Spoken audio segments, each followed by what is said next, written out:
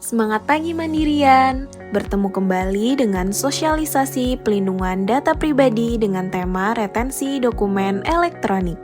Sosialisasi ini merupakan bagian dari penilaian self-assessment PDP semester 1 2026. Jadi jangan lupa dokumentasikan pelaksanaannya ya.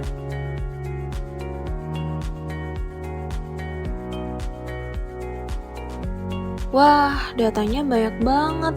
Ini bahkan dari tahun 2010 masih ada. Ini masih kepake nggak ya?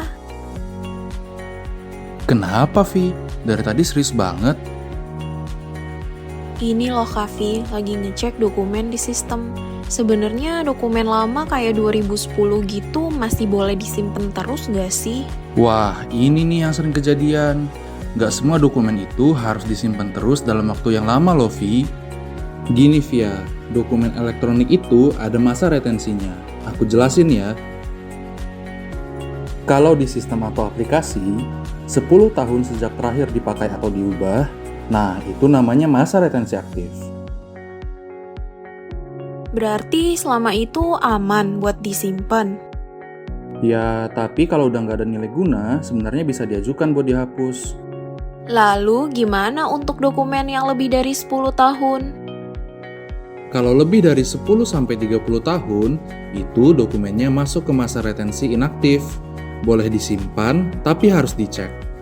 Kalau udah nggak dibutuhin dan memenuhi syarat, bisa dihapus. Dan kalau udah lewat masa inaktif, maka wajib dihapus. Kecuali memang masih ada nilai guna. Wait, tadi kamu bilang penghapusannya diajukan dulu ya? Berarti nggak bisa langsung dihapus dong. Nah, betul, nggak bisa sembarangan Via, ada alurnya. Sini aku jelasin. Pertama, ajukan permohonan penghapusan ke unit analisa teknis. Permohonannya dilengkapi dengan analisa dampak. Lalu, permohonannya akan diproses oleh unit analisa teknis dan IT IFS. Setelah itu, akan ada konfirmasi resmi bahwa dokumen sudah dihapus. Jadi, semua penghapusan tetap terkontrol dan tidak menimbulkan risiko ke data ataupun proses bisnis. Ini juga bagian dari mitigasi risiko supaya nggak ada data penting yang hilang tanpa pengecekan. Informasi lengkapnya bisa dilihat di PTO Jadwal Retensi Dokumen. Kavi, mau nanya lagi dong. Kalau dokumen yang ada di OneDrive atau SharePoint gitu gimana? Nah, itu beda lagi Via. Dokumen yang disimpan di Microsoft 365 mengikuti masa aktif lisensi usernya. Kalau 90 hari nggak dipakai, bakal ada reminder. Kalau tetap nggak ada konfirmasi, maka akan dihapus otomatis. Wah, bisa hilang dong. Iya, makanya harus aware.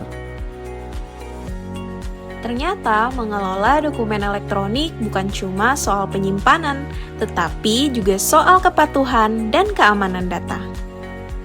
Dokumen yang tidak dikelola dengan benar bukan cuma bikin penyimpanan penuh, tapi juga berisiko pada keamanan data dan kepatuhan.